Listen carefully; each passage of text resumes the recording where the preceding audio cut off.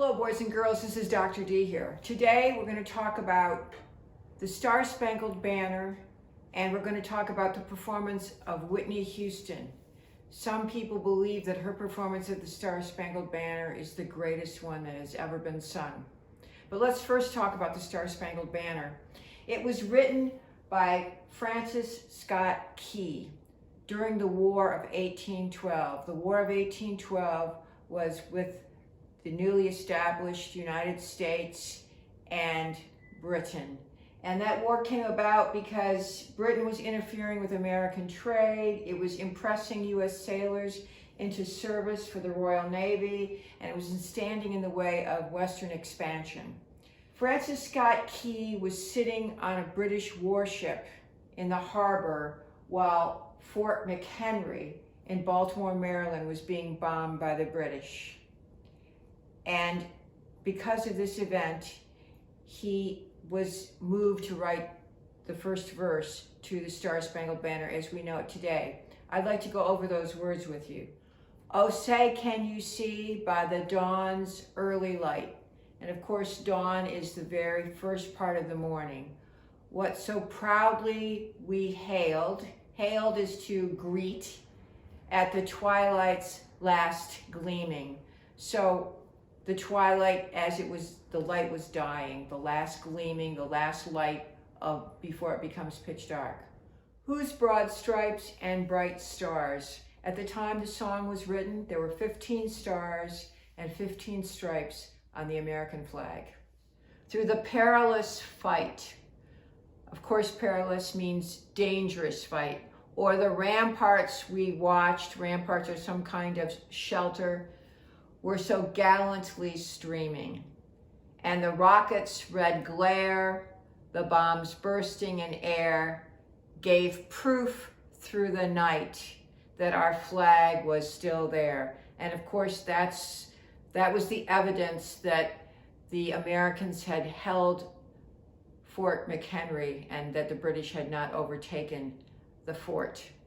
Oh, say, does that star-spangled banner yet wave? So he is describing the flag as a flag that has stars scattered across it, or the land of the free and the home of the brave.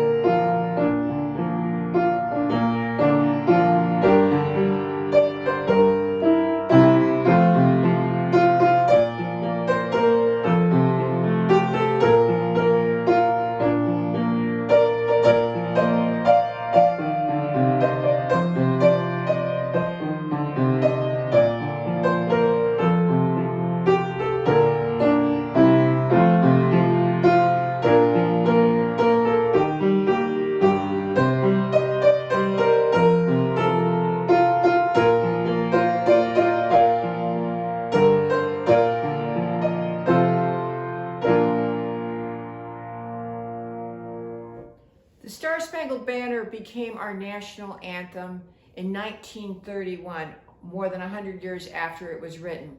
As I'm sure you know, the Star-Spangled Banner is sung at many of our important sporting events, and perhaps the most extraordinary performance of this song was by Whitney Houston in 1991 at the Super Bowl, number 25 in Tampa.